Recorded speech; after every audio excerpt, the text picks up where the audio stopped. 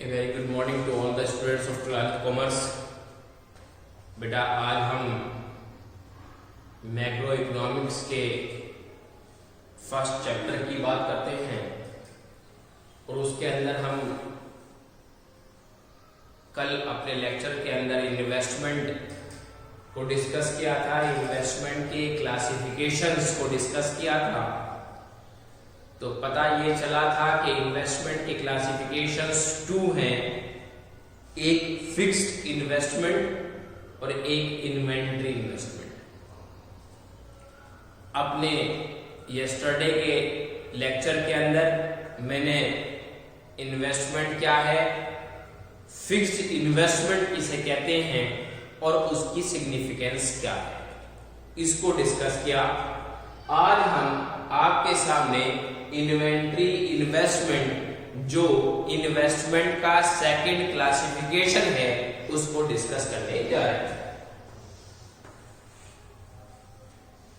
अब बात करते हैं कि इन्वेंटरी इन्वेस्टमेंट क्या है।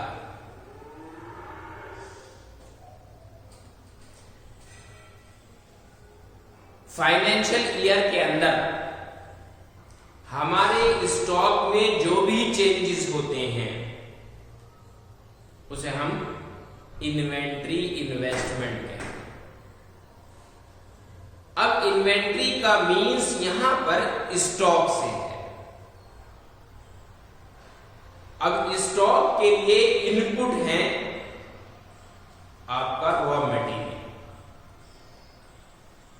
अब financial year 1 April to the 31 March, इस टर्म में आपने अपना रॉ मटेरियल की क्वांटिटी को इंक्रीज किया, उसकी कॉस्ट को एनालाइज किया कि वो इंक्रीज हुई है, उसके साथ साथ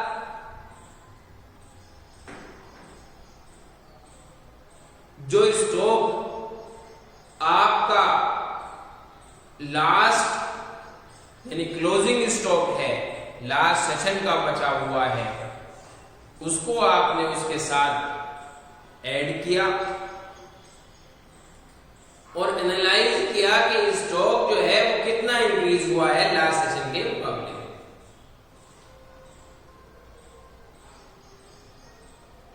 और उसके साथ साथ जब आपने रॉ मटेरियल को इंक्रीज किया है, उसकी क्वांटिटी को इंक्रीज किया है, तो जो रॉ मटेरियल से फिनिश गुड्स तैयार होता है, क्या उसकी क्वांटिटी भी तो इंक्रीज हुई होगी? उसको भी आप एनालाइज करेंगे। आपने जो भी एक्सपेंस किया रॉ मटेरियल को परचेज करने में, उसकी क्वांटिटी को इंक्रीज करने में, उस रॉ मटेरियल से बनने के बाद जो फिनिश गुड्स तैयार हुआ, उसकी क्वांटिटी के अंदर कितना इंक्रीज हुआ, उसके ऊपर आपने कितना एक्सपेंस करने के बाद कितना इंक्रीज किया, वो सब इन्वेंटरी इन्वेस्टमेंट कहलाता है।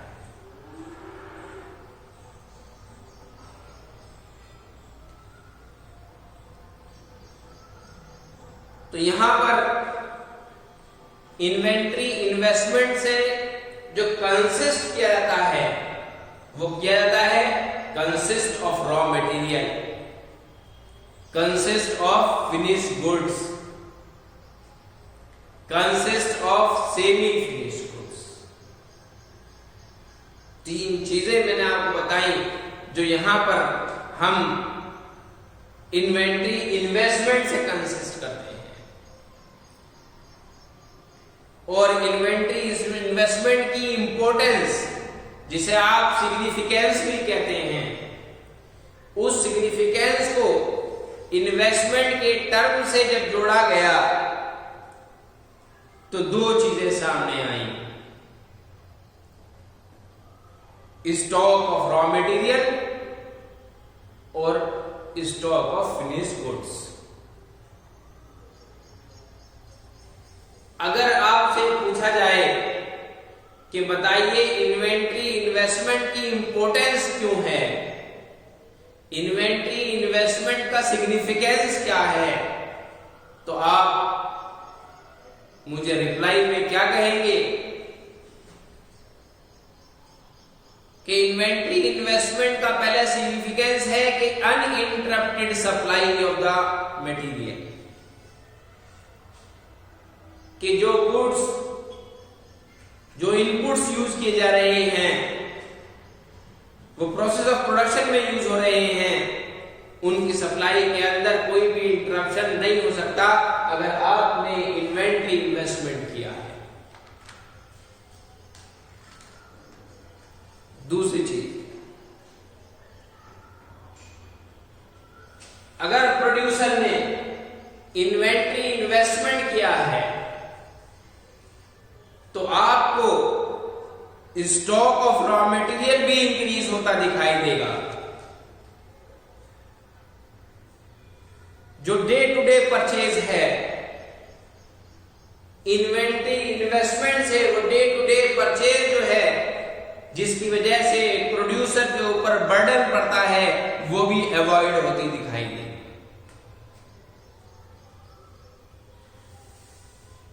कुछ चीजें ऐसी हैं जो प्रोड्यूसर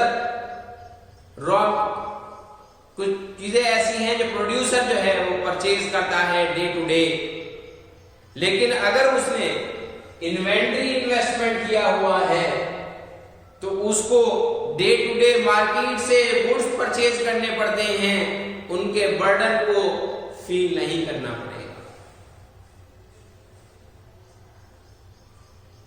दूसरी तरफ रॉ मटेरियल की क्वांटिटी को इंक्रीज होते देखेगा अगर उसने इन्वेंट्री इन्वेस्टमेंट किया है।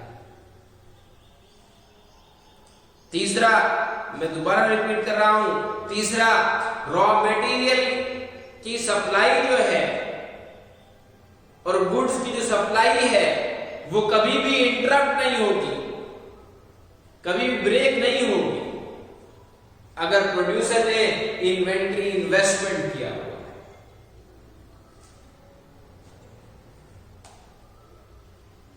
क्योंकि इन्वेंट्री इन्वेस्टमेंट का एम जो है वो प्रोसेस ऑफ प्रोडक्शन में होने वाले इनपुट्स को प्रॉपर्ली यूटिलाइज करना है। रॉ मटेरियल की क्वांटिटी हमारे पास होगी, वो प्रोसेस ऑफ प्रोडक्शन में यूज हो रहा होगा, उससे फिनिश गुड्स तैयार होता है और उस फिनिश गुड्स की नंबर ऑफ क्वांटिटी जो है वो इंक्रीज होती दिखाई देगी।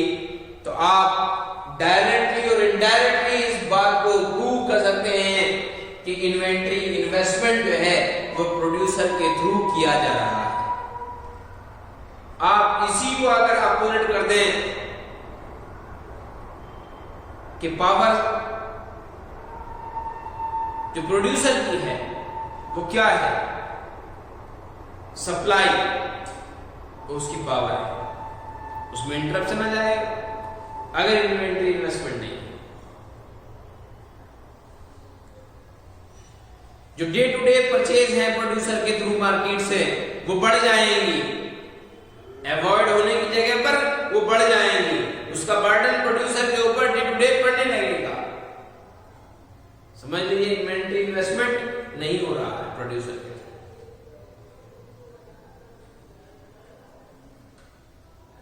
रॉ मटेरियल की क्वांटिटी भी इंक्रीज नहीं होगी, फिनिश गुड्स भी इंक्रीज नहीं होगा अगर इन्वेंट्री इन्वेस्टमेंट नहीं किया जाएगा प्रोड्यूसर के थ्रू। तो यहां पर हमने इन्वेस्टमेंट को ऑलरेडी डिस्कस किया था, उसके बाद two way classification of investment वो भी हम डिस्कस कर चुके। इसके अंदर हमने आज इन्वेंट्री इन्वेस्टमेंट को डिस्कस किया और कल के लेक्चर के अंदर हमने फिक्स्ड इन्वेस्टमेंट को डिस्कस किया। तो आपके सामने इन्वेस्टमेंट के क्लासिफिकेशन, फिक्स्ड इन्वेस्टमेंट और इन्वेंटरी इन्वेस्टमेंट, उसके दोनों के सिग्निफिकेंस भी आपके सामने आ गई, उसकी इंपॉर्टेंस भी आपके सामने आ गई। अब आपके लिए ये टॉपिक रिकॉल करना जो है वो आसान हो गया। तो आप मेरी वीडियो को देखने के बाद, मेरे लेक्चर को कंसंट्रेट करने के बाद आपको इन्वेस्टमेंट के दोनों क्लासिफिकेशन का, उन दोनों क्लासिफिकेशन की इंपॉर्टेंस का, उसके सिग्निफिकेंस का क्लियरली आइडिया हो जाए। कोई क्वेरी हो तो आप मुझसे कर सकते हैं। Thank you.